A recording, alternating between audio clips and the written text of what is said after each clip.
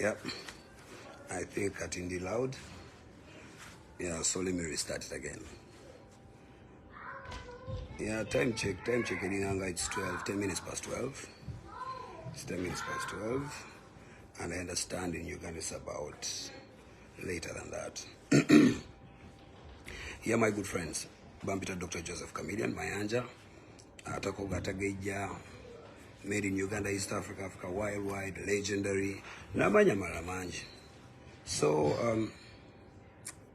Sera nyo kujja no ku live kwanti. Ebyaddala I just don't celebrate kujja ku live nga sirina nsonga, you know. Siri bano bantu abajja ku live addawa misusing the fact nti ali ku internet ayogera kino ayogera kiri concocting ekira concocting ekiri. Most of the times zijja ku live kuno, I think badi munda banga nzija ku making abantu bange my fans banga aware of a concert or this and that is watching.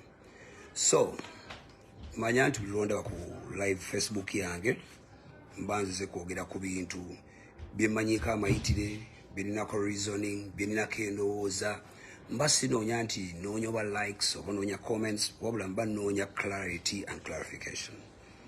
So n'ensonga nga bbiri ssatu ezindeese on tonight.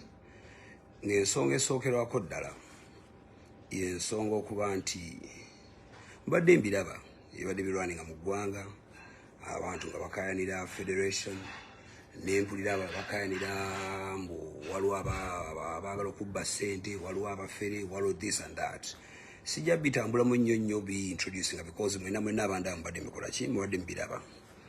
Of course siroza tuwalya ngano ku opinion yange ku lwansonga each one of you mukimanyi nti ndi omu ku pillars za Uganda music celebrated abantu abalwanidde music wa Uganda from the times okuyimba kwalinga shame ng'oli agamba nti omwana agenze kuyimba ne bagamba nti oyo agenze kwonooneka. Nalwana ne music tetulwana ne bakyali bange bonna twalwana nabo benasanga mu lugendo buli omu yalina ekigendererwa kye naye kyasinga okubeera ekigendererwa eky'amaanyi kyali kyakuba nti music tumujja ku level emu tumuteeke ku level endala tumujja ku level enyoomebwa ne tumuza ku level ekola ki ku level respectingibwa. Nzijukira bwe twali twakatandika okuyimba nasangako n'omusajja yali avuga taxi nga nvuga convertible yange ya serika ya black n'agamba Chameleon mweyagala naye katusabe muzimu mukole n'ebizimba muzime ne ku mayumba asede muzimalidde mu mamotoka. Little did he not naffe twali baana bato twayagala ebintu ebyo nga twegomba nga twagala ate naffe tukulaakulane. Teri ku generation yange muntu yali mu generation yaffe atayagala kukulaakulana. Era kyova olaba nti no bwe twabeeranga nga tukayana twakayananga oli toyina gy'osula toyina motoka toyina biki because twalina developmental arguments twalinanga direction twalinanga gye twatulaga. Unlike olwalira abantu bosanga nga baagiyinga olwa ego olina agiwala ego nkusinga yes nkusinga no problem chance naluga yagamba onsinga genda osinge n'ensinga zi. So what is my point? Njategeragani bayimbi bannange oba abafans bena bampuliriza nti buli omu akkirizibwa ateekewo endowooza ye ate endowooza ye ebere validated ne evidence gwakola ki gwalina. Nalaba mukulu munnange Bobi Wine ng'ayisaawo ensonga ey'okugamba nti baleke kubayinga abantu ntegera yaabwe wala bafreeing music industry esobole naye okuba nti yeekolerera era nga yeefunamu ssente okusinga okugenda abayimbi ne balobinga okufuna funds or this and that and that. Ensonga yalimu eggumba, that's right. Era ku nsonga eyo njagala nange mpa endowooza yange nti kyayogerako kyennyini nsubira abayimbi bonna kyetukola ki kyetugezaako okulwanirira. Obanga oli muyimbi ng'oli mu business ya kuyimba oba ng'oli artist kuba artist akuma kuyimba kwokka artist ayingira ne mu bibajje mu basiiga ebifaananyi ayingira ati muwanvu nnyo ati yava mu Coca-Cola ati n'ava mu Coca-Cola ati n'ava mu Berobi oli n'akola mu Bulaga. Teri muntu yenna wa ati mu nsi atayagala kufuna mu creation ye. Kitandikira dda mu buzaale nti bagamba nti keezaala keekomberera. Kakati nange mba nazaala mu Joseph Mayanja nenzaala mu Chameleon gwensoko okomberera gwensoko okulabika nti promoting then aveeko amatabi amalala agakola ki agakola n'ebirala. So omukulu principle ensonga gyali ayogerako mutuufu mu ango ye because industry yaffe erimu sente nyingi ezigeneratingibwa. Okitegeera art ali priceless but at we Uganda chiwana nti bafutanso mupekako attention bagenda mubaliryanga avamu about $9 billion omwaka. naye $9 billion bw'ozibuuza ziragawa toyina gyokola ki gy'oziraba. That's why era nti abayimbi batuuka lesinga twatuka mu lockdown omuyimbi n'anoonya n'oli abayimbi oli akanya bijanjalo oli akanya kawunga. Why? Because bantu batunyuma baga tukola mmere ya leero si bwe kiri. Ne wano wendi wenyini ndi USA mu maka gange age USA no problem. Naye music wange Uganda yali badde nga alina sente za generating ng'oba nnyimbye oba nga siyimbye ekyo bayita copyright. Copyright egazi yenfunayo onfuna bulungi. Yes, basigninga Dr. Hilderman ekyo kirungi nnyo sinaamu yadde kikiwakanya. Wabula kyenja okwongera ku ekyo tumaze ebbanga mu Uganda nga bintu byonna tujja tubikwasa omuntu omu n'obikwasa tubikwasiza gundi tubikwasiza kamiliyoni tubikwasiza bla bla bla. So nga ate nga n'Oluganda luga nti agali awamu bigaluma ennyama. So si kibi Dr. Hilderman bagenda tuyambako kuteekere bali bage mu parliament. Naye naffe tekigenda tugamba mbu olwokuba tulina omugoba w'eryato litanze okubbira muffe tutule olwokuba ye yamanya amazzi n'ennyanja. No, buli muyimbi waali kimukakatako standing up for their right. Right yo ye ki? Right yo ye copyright yo bwe bwannannyini bwo kubanga oluyimba lunyuma obanga terukola ki? Obanga terunyuma. Kaakati bwe nzira ku gundi ya federation nze nja kuwulira straight up ndi mu federation, Uganda National Musicians Federation. Ensonga zange lwaki ndi mu federation ziri 2-3 nnyingi so nazimalayo. Esookerwako nti bane entambudde amawanga ndabye music bw'atambula mu mawanga amalala. You know, ndabye art bw'atambuzibwa mu mawanga amalala. Waliyo federation, for example, kankutwale mu mupiira waliyo FIFA, eyo federation, that is international. Waliyo local Uganda waliyo FUFA, nayo that is an association, federation. Ne mu boxing wa Uganda bayina boxing federation e Uganda. Federation kwe kuŋŋaanya ebirowoozo n'entegera y'abantu bonna abali mu kikolo ekyo kimukola mu art ego mutunda ne batula mu box emu. Yes, nafuna complaints oli n'agamba nti kakati Eddie Kenzo teyasoma gundi teyakola ati abakwano bange. Art kyekyobutonde kyozaalibwa nakyo aba art ng'ali mu ggwe okusoma oyongerezaako buki bwongereza. Nesanga abayimbi abali ba complaining bagamba kakati mwalonda Eddie Kenzo mwakola mutya. My dear friend, Eddie Kenzo nsubira yakubira buli omu essimu basobola okutuukako ne bataasa okutuukako. Nja ku example music atukwatako ffenna nti twawulira nti Katolomwa amafudde nange nali eno nga siriiwo ne nanyolwa era n'entuma y'ababaka. Mulimu ebintu ebimu ng'omuyimbi teweetaaga kukwata simu bakukubire nga bw'owulira nti kigudde ku buyimbi ng'ositukiramu nga bwe tusitukira mu mitawaana tusitukiramu. Ofuna bwe bawulira nti waliyo akasente era basitukiramu ne lwaki tetukuŋŋaana ne tusitukirangamu era nga bwe tusituka bulijjo nga tuwuliddeyo nti waliyo ensonga gitugeza kuyisaawo nga bannabitone. So Eddie Kenzo nekimunywa ne mugamba olina abayimbi b'otaakubira. Nagamba Chameleon, eggwanga lyonna tetwalina kakiiko. Bwe najja n'ekirowoozo ekitandika wokakwatagana awamu ng'abayimbi nagezaako okutuukirira bye natuukira era nange bwe yankubira by the way yaŋŋamba nti Chameleon kubira n'abayimbi abalaba osobola okukola ki okukubira. So anyway, I know industry yaffe teswa kuggwamu beef na bino biri kuba buli omu ali self made, buli omu alina interest eyiye, buli omu alina ekiki ekyayisaawo somewhere somehow. Okitegeera kaakati ndabye wano agambye art leadership needs some education to progress. Yes, true, that is an involvement, but that is not the primary fact of it. Kuba kati abantu nga abimbe batusookawo bangi basebadduka baani, list of them had the education that you're talking about. Never asked leading yeah? One at the hospital. Okay, I'll be waiting for you. Yeah. So, sorry, abayimbi abatusookawo basobola okuleadinga industry eno ne bagituusa mu mutontukidde ogiraba nti yeetaaga a lot of education. You know? Anyway, nze kampisewo endowooza yange. Yeah, it's fine. You're getting a fun. I'm not so understanding. I totally understanding, and this so sorry, Kuran. So your business, you talk it up.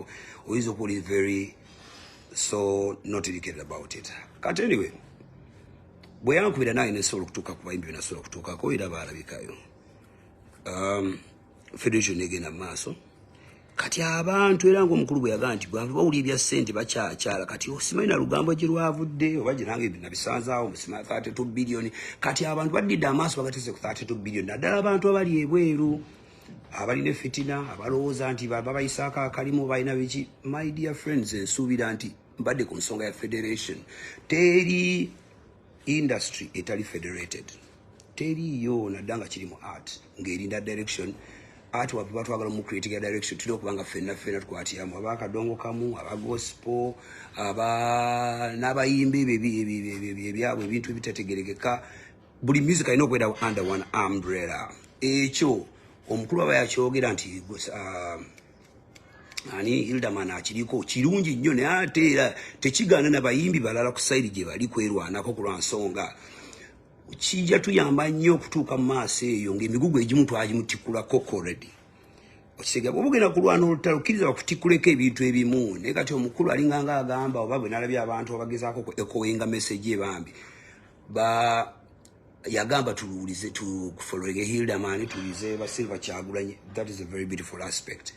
Wabula era nange nga senior artist nange nja kuyisamu omulanga gwange nti omulanga twaguwulira naye mukulu Silver Kyagulanyi mukulu Hildaman n'abalala naffe mukomewo ko naffe eri abayimbi kwanza sirina bukulembeze bwonna mu federation wabula mukomewo erife abayimbi naffe mubeeko kye mukola ki mutuwulirize okusinga lutubeere ebbali nga buli mwasalya muno omusango Silver Kyagulanyi tajja ate naye gwe gunsalya nti Chameleone eno takola ki tajjayo eno kati ensonga nedda ku bbali ensonga endala nasanga bayimbi banja complaining nakati wano balaba complaining nti Eddie Kenzo teyasoma era sima byakola bitya twetaka education kale ezo ensonga zonna zijja kuwulirwa kuba tugezaako kubeera balambula okufunga tuli straight zonna tugenda era naye nsubira ne komiti yawe bakola ki bazireviewinga n'okwadde siriiyo njala tutegeera also nti ne bonookera enkya nolonda ne tugamba batulese tulonza Aziza Azione era naye ajja kugirako obumansuka teri muntu mu music industry ataliiko ali awo ng'alinga malayika nti taliiko bagenda mumukuba.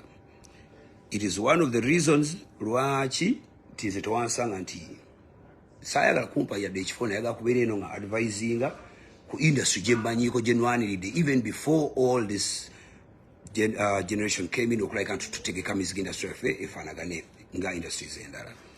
So ekyo kyokugamba mbu omukulembeze kati era bali personal kwera bwotuna social media we baleeta musajja twakabira biri bakwano banja to understanding nti buli muntu alina omugaso eri industry eno omuyimbi gwe twogerako eri Kenzo sigezaako omuwolereza naye alina gy'atunda eggwanga lyaffe gy'alitambuza abala gye batali tutte bakwano banja tubeere bantu balungi njatubeere nga tusobola okuyambagana nga nawali ensobi tugolola bugolozi so sigezaako okuba bukubi. Juzi nalabako article ya Burna Boy nalaba article ya Burna Boy ne Davido nsubira abayimbi abo bombi mwenna mubamanyi abali wano you know mwenna mubamanyi abayimbi abo benjogeddeko Davido mumumanyi Burna Boy mumumanyi in one or another Davido bayasima tuka bigambo oba yali serious saaliyo saachuma nena kisanga ku blog yaabwe nga Davido yayita Burna Boy new cat nga comments siringange emitwalo 3 kwa hiyo blog nena twala obuddengezeeko netegereze ndabe natwala obuddengezeeko. Yes please. I'm doing some live here. Maybe we shall talk about it after. Kale. So nalaba Davido nga ayogera ne Burna nga ayogera ku Burna Boy nti Burna Boy is a new cat. Nensoma comments ali about 20 to 30,000 comments. Na ye mwalimu era abafans ba Burna Boy abagamba wow Davido tena kyolugamba Burna Boy mubinga mulimu aba Davido agamba Davido yasinga walono mweyanzise yagamba ati kati Davido we know kutegeera nti Burna Boy is the new cat. However nebo nagenda okutunulira gundi yabwe what's gundi yabwe social media gundi yabwe na comments nga bezigenda ngera bayombera kimu nga bakiza mu Nigerian music industry comes first. Naye kati amazima matuufu ebice Uganda abantu bayomba ng'oli ayomba alabe nti munne amunyigira abulireyo bannange teyatayina mugaso wano mu art is art buli omwe eddoboozi liwulirwe abayimbi abato bawulirwe nga era bwe twakitandika kubadde abantu bagamba Chameleone yayogera ku bayimbi abato. Yes bakwano banze mu 2001 nze nasooka okuleeta studio yange e Uganda gye natuma Lion Island forever ate nafuuka music empire nempita bakwano bange bachaga nenkunganya ba Red Bantoni nenkunganya buli mwimbi twala tugende paka n'olwaleero mwatunidde nasembye okuyiba na Lil Puzzle ekibaita passionate omuntu atambulanga atambulira ku industry nze bungi bantu banjogerako ebigambo bingi ne banteeka mu manyo g'empologoma ne banteeka wana ye tebanzijangako ku mulamwa. So bakwano bange ekintu kya federation yo federation oba twetaaga kukyusa bukulembeze ekyo kikkirizibwa lwa nsonga nti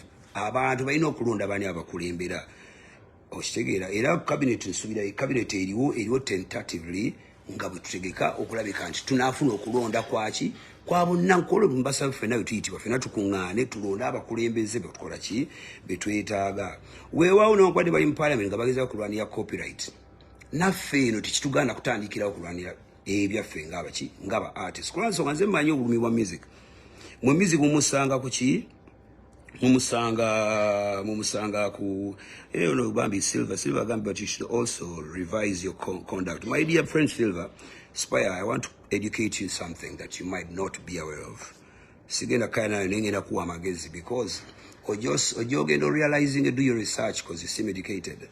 People that are the best conflict resolvers bafering out of resolving conflicts zaabwe kyati omuganda gamba ndi omuganga teyeeganga gakuweeba kuwa kati nze kankuwa gange gwe gakozese otegeere nze nange nga bwe nninda omuntu najja mpa agange nange ntegeere, you know, but first take what I tell you if it is important. If it's not important, then leave it there. Kati bale bagamba tubadde ku nsonga ya copyright. Kati abantu asinga mwogera copyright, but you don't even know. Ulia copyright agamba abayimbi bakayanira babawe sente zaabwe za miziku wabwe gwe tubasasulira tekikomaawo. Industry Uganda mwagano gitunuliranga industry eri broad, bigger and better. Kyova nti aba foreigners bangi bajja mu nsi yaffe ne bajja ne bakolektinga sente ne bagenda more than mwere mugenda muzaabwe okujjako abantu yabayimbira nganzi abava mu ggwanga lyange nengende Congo nengende USA nengende Jamaica and all that kind of thing. Bayimbi batono nnyo abakola ekyo because industry yamwe mwenyini mu abagirimu kabere ba bloggers kabere ba entertainers kabere temugiwa budde temuli passionate abantu bali mu manoonya nsimbi naye abasinga obungi tebamanyi ne gikiraga oli mu nti copyright tag oja kubuza njamu parading abayimbi namwe bafaana bali wana about 500 people on my sport now tandiko babuza what is copyright temujana kisoba cha understanding amwera kiteeka mbifuula nenge mu lujeregerezi mu kyerabiryawo. But let me tell you what copyright is. Copyright mu kitone nnyo bwe wannanyini bw'ekintu kyotonzeewo nga kyali kibeeranga uko ofuna bulungi bw'okeera enkya n'entondo oluyimba lwe bayita basiima ogenze olumba ntonzeewo ekintu ekitabaddeewo muzika abaddeewo naye muteeseemu empeke etabaddeewo kati ekyo kitegeeza nti no nze nina rights w'ekyo ekintu. So musical waleero bwe yatuuka n'afuuka commercial nti olina okuteekamu series recording olina okuteekamu ezikola video olina okwambala obulungi olina okwerabirya abaana balina okusoma and all that. Kiwanti abantu bafa nnyo ku kyobwannannyini nti bwe ntondawo ekintu kyange buli akikozesa abe nga akimpaako omugabo gwange. That is what they call copyright. Kakati abantu bangi nnyo abadependinga ku music nga tunagenda ku copyright nti bwe tukola ekivulu. For example, Joseph Kamemba n'akola gwanga mujje partnering ne go bayita big events mba breaking it down mwabali interested okuli abata interested no problem nga ovaako ng'ogendanoonya omukutu omulala abali bwe ntutekingamba nti ngenda kukola gwanga mujje no muzikiriza nti ngenda kukola naani ne big events nga bwe twakikola ku luno. So the initial thing is big events mba muwadde omulimu ate naye abampadde omulimu tuba tupartneriza okukola omulimu. Bwe tumala okukanya ne big events ne tugenda nitugenze Lugogo Cricket Oval gye tusazeewo stadium gye twagala okukoleramu. Bwe tuka Lugogo Cricket Oval ne meetinga council yawo ne bagamba twagala ssente bweziti ne bweziti ezo ssente ne muziteekawo ne mu confirminga venue. Bwe mala okunfa ndoza mulaba chain y'abantu abajje badependinga paka tutuuka copyright oyo bwannannyini. Kati twaka-involving abantu basatu big mwali yinga promoter Joseph Kamemba mwali nga artist Lugogo mwali nga venue. Bw'omala okwaniriza Lugogo venue n'ogenda ku police n'ogenda aba police. Yes, Kalusa, I'm going to try and tell you what we're going to do about copyright in my own thinking. Bw'omala okuva ku Lugogo venue n'ogenda ku police kuba ino kola security yo. That is 5 people already employed on one capital artist. Kubaita Joseph Chameleon. For example, by Joseph Chameleon, by any other artist. Akola performances. Bw'omala okufuna police, then tugenda ku radio stations and TV stations. Oshtegera bwe tugenda ku TV stations ezo, no TV station plays free advertisement. TV station ekuba bulango bwabwere, TV station netwala sente ne radio station netwala sente kuba naye erina okubeezaawo omulimu gwayo. Eyo chain ya art abantu gwe baagala okunyoomola bafuule nti no talina mugaso oba abantu basiru tetulina kyetutegeeza. TV station radio station tuli ku bantu ba mukaaga, right? Bwe tuva ku TV station radio station netambuzwa ki? Netambuzwa omulimu gw'okukola obulango. Gy'osanga Soso Magic akola drive nga naye atambula aliko ki?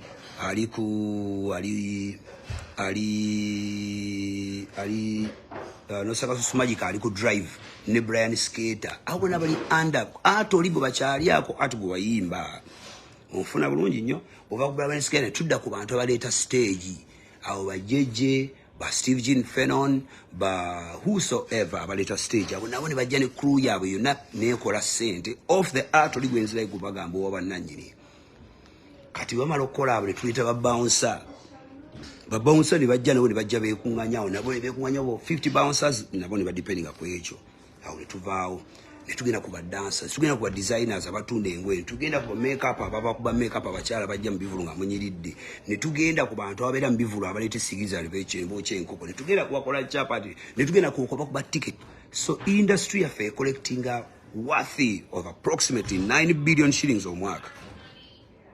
Kakati tugezaako kulwana kulaba nti okay, mbawa example mpoze ndaji mbadde nerabidde MTN nezo zi Airtel ezo telecommunication companies okuba esimu y'omuntu nga kuliko ringtone ya sheebah oba ringtone ya kirevajje oba ya whosoever oba ya Chameleon oba ya Bobby Wine oba ya Bebe Cool oba ya yenna kabere sebatta buli lwogi kuba gundi eyo raising andoza sente omuyimbi kwafuna siringi emu. Okitegeera? Yeah, mama? Mom, these are car keys. Yeah, the car keys are right there in the pocket. Just at the door, the car keys are just right at the door. Oh. Yeah. Or if not, they're in the car. Just tell her to check in the car. Okay. So, Alba. Yeah. Yes. You tell her not to forget to pass by the thing and put that money for me, yeah? Okay. Okay. Sorry about that. Kakati netudda ku chain ebo George goberera. Nti okujja obujja omuyimbi omu n'ojja omuyimbi omu n'omufiiriza bwoti. Chain y'abantu b'ofiiriza is about 5,000 people even more. Kakati ekya copyright oli ambuza nga tugenda kikola tutya ekya copyright tulina kubeera ddoboozi lyawamu. Lina kubeera ddoboozi yaki? Lyawamu. Lina okubeera eddoboozi lyawamu. Kati byenengeranga ona abantu bagamba bali bagamba bano bawakana abantu bakkiriza bannaye mbabuli amazima ga Katonda nja tukaya nene nga tukaya na copyright etuli muki etuli mu ngalo tukaya nengo bwannanyiri babutuwadde nega tukayanira ekintu ekitali nawo kitanaba na kubeerawo. Nze I believe nti tukwate eddoboozi na yogerako na committee nembagamba committee ya Uganda National Musicians Federation nembagamba bannaye problem gye tugenda okukola mugimanyi.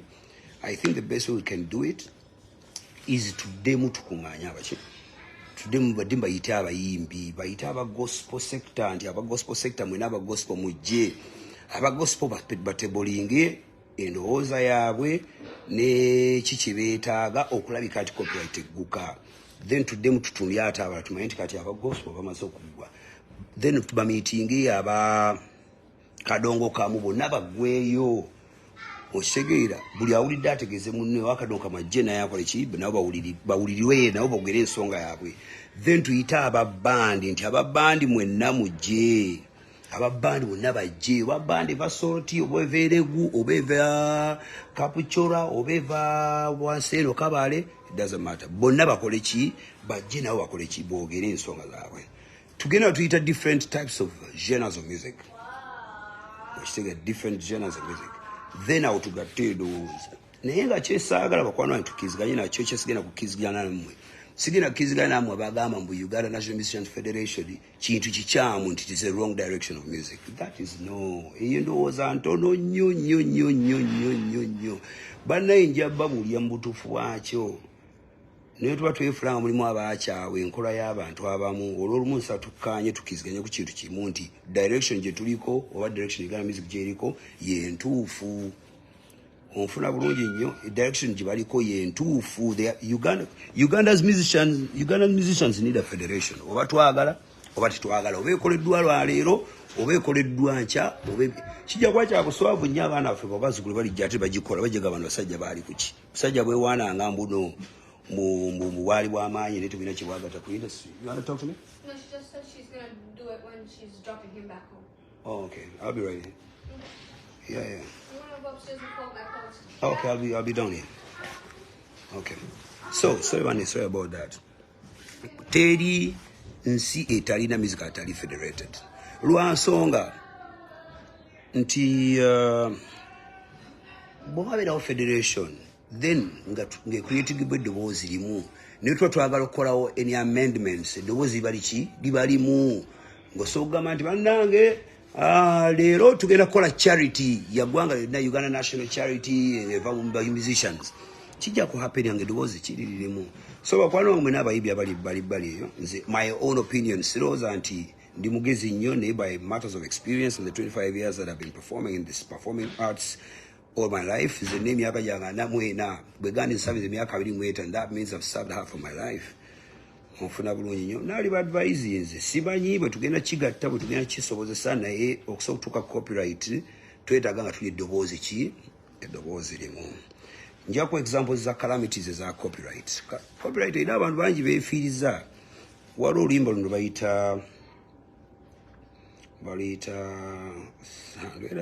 balukosa ne Lion King luyimba in the jungle, the mighty jungle, the lion sleeps tonight. Ai mawe oluyimba olwo baluyita imbube nkijjukidde kigambo kya South Africa imbube nga kitegeeza lion. Mugende ku social media zammwe, mugende ku Google zammwe lwansonga nti munnanga problem yammwe mumwagala nnyo okukwata essimu zammwe, mugende ku Facebook muvuma abantu mukolewo muti, naye ate kati mwagala kunoonyereza education, mwagala kweyigiza temwa obudde kunoonyereza, mugende mbeegayidi bakyali bammwe, mugende ku Google muwandike imbube IBUBE original song. Oluyimba omusajja yaluyiya in the late 40s. Bwaluyiya abaami musajja tu radio zakajja n'aluyimba n'alubunya ebyalo South Africa, ne wabayo abazungu abalungulako $1 zaali bameka. Musajja tu I cannot be very articulate. Ne balugula oli n'alugula n'alutereka mu nsawo. Later on mu 2010-11 now Lion King was okusolimba lwe musajja emirundi mingi. Muwala we yasomera mu America, muwala we yamala okuobservinga nti the rights ataatwe baazigula mu ngeri ya kibbi. Omuwala yaddayo n'asuwinga Walt Disney for $10 million kwanti bakoseza oluyimba lw'omwana wa taata we. Bamubuuza lwaki ofiira ku luyimba, n'agamba nti taata wange yayiye oluyimba lwe, yafa musajja mwavu n'entaana ye y'amayinja zino zibateekako amayinja. The biggest ekyobugaga kye yalina mu life ekyakisembayo bunene kaali kagaali bicycle, can you imagine? Naye lwaki yakola kyaliwo ekyo is because rights ze teyazifunamu. Era $10 million baziwa abazzukulu be ne beeyongerayo. Maybe nga naffe banaakenkya ne baziwa abazzukulu baffe abalidda kuba mizika ayimba ebyamakulu muyimbye. Ekyo jaga nti alhamdulillah Katonda yanyamba. Ekyo mwenna abanvuma oyitewa ekya music kyo bwakkiriza nti Katonda bw'ati bwe yantonda nnyimba. Ekyo saagala akola ki? Saagala akiwakanya. So anyway, copyright example ey'okubiri. Emundu esinga okusumbwa abantu mu nsi yonna olwali bagita AK-47.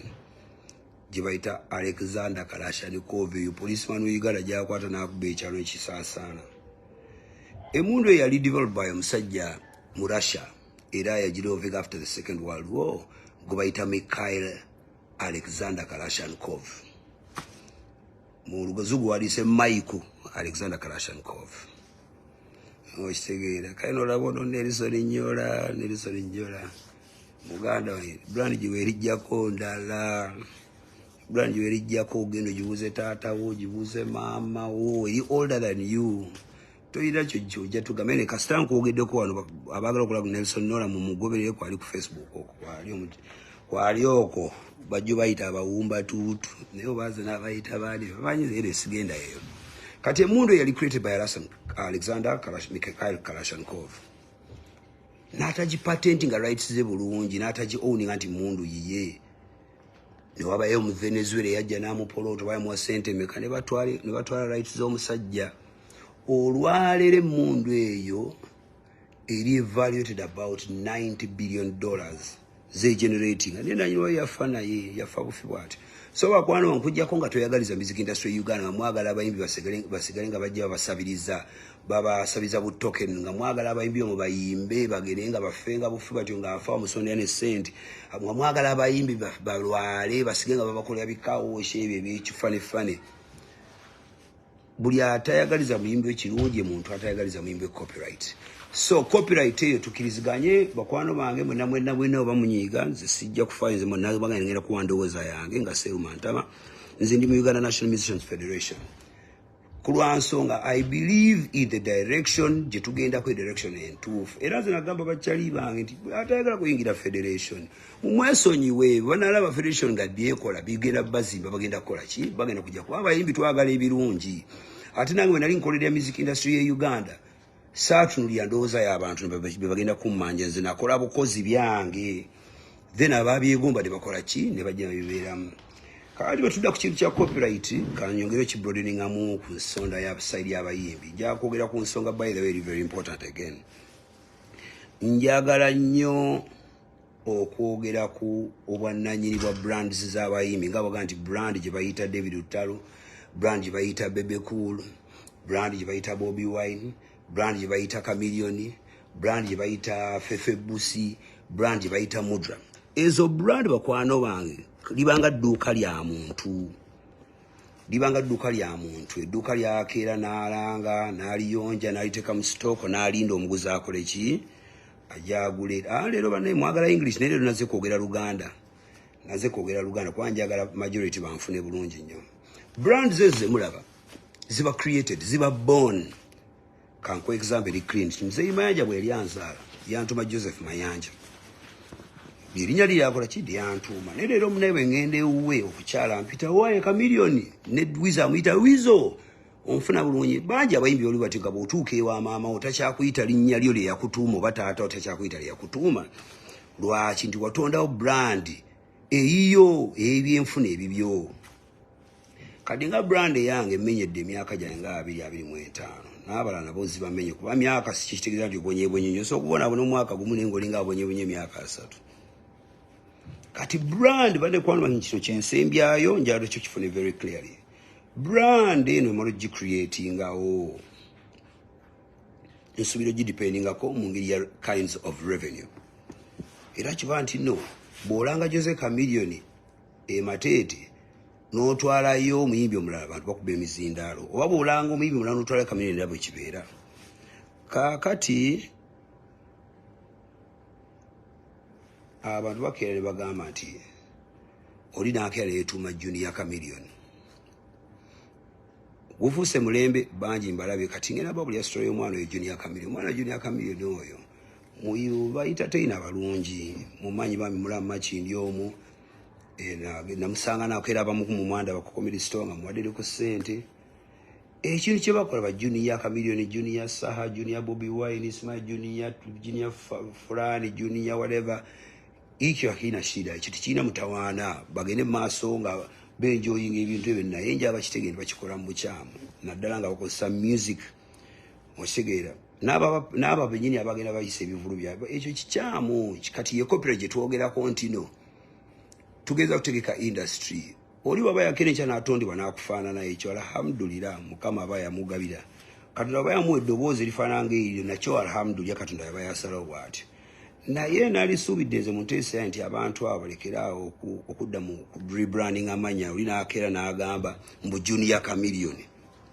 Weetume Junior something kulwansonga Chameleon nange brand yaffe gye tugezaako gye nnwana nayo ne tujja tulaba nojjolaba nti waliwo Junior Chameleon simanya waliyo simanya Junior Saha simanya waliyo gundi waliyo no kakalanga brand you are creating ezeka amatabi agamala gidependingako ate nga kiri risky kulwansonga nti kasinga okerencha ne bakeera ne baga nti Junior Saha yavudde ku stage ngeza bannayisi kyensinjo ngeza n'akola ekivve kankite kivve ojja kerencha baleete eggulu bagaye nti saaha yakoze bw'ati, then wansi mu mitwe gya mikulu balyoke kole ki, balyoke batandika okuteekawo nti saaha junior saaha yakoze bw'ati bw'ati. Bakwana mwena mwena abeerambika mu bifaananyi by'abayimbi. Nze ku lwange nga nze mbateeka I want to make it very clear on my own perspective. Buli muntu yenna yenna yeerambika mu kifaananyi kya chameleon okikola mu bukyamu. Okikola mu buki? Mu bukyamu. Naddala ng'olinnya ku stage n'operforminga music wange, musical rights zange ng'omuntu. As much as copyright tenalabika nze nkyalinawo amaanyi agasobola okulondera music wange ne mujjamu kyekola ki, kyemuggyemu nga mpise mu mateeka, kuba amateeka be gali amatono agasobola okupenalizinga gwakozesa music wange. So ntuusa ekkomyo eri muntu yenna bw'oba oyagala kwetuba erinnya, stop using anything to do with chameleon. Lekeraawo ku ekyo kyange kya bwannannyini, mulekerawo kukozesa music wange. Waliwo n'omuvubuka omu gwe bakedde okumpeereza mu kavidiyo ku TikTok, omuvubuka ono gwe bayita Genius Levy. Kale muyiseeyo oba mumugobera ku TikTok kuba abantu baagala ba followers mumugoberere. Omuvubuka yadde waabwe alihasinze eddoboozi lya chameleon, ye ayagala kubeera nga chameleon all his life. Adidde videos onabuza ngati Junior Diamond Platinums. Teriyo Junior Diamond Platinums kuba waabwe etteeka likola, bw'okikwera n'okikola oba olimenya. Okitegedde. Naye Uganda ne wabeera Smile Junior Gundi.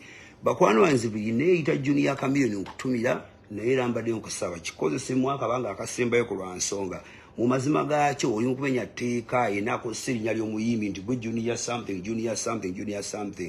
That is creating a brand inside a brand. Kibanga creating ansi mu nsi ng'oledde waliwo ensi ate n'ocreatingamu ensi mu makkati. Ekyo tekisoboka era tekimeka sense. So mbadde advising abakwano bange mwenna mbadde njogerako n'omuvubuka Genius Levy nkukubidde n'essimu kyalwa ne nkunnyonnyola.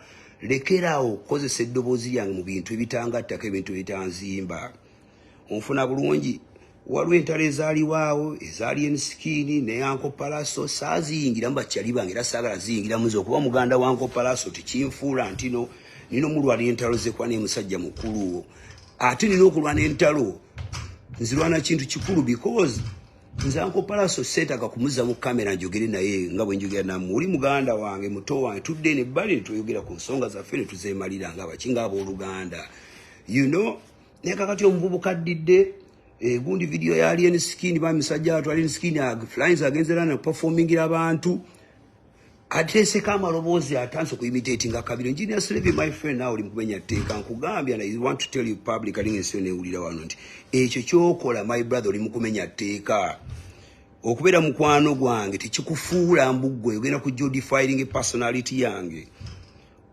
Bro, I want to tell you the truth nti stop using my voice in your own silly intentions. Kati odidde eddoboozi yange ndirabe baliteese ku BBS okitegeera. Doze balitese ku BBS batesika ekifaananyi kyange gwe oli mwansi eri ovevenge n'ebirowoozi byo because of sounding nganze. I am so annoyed with you, bro.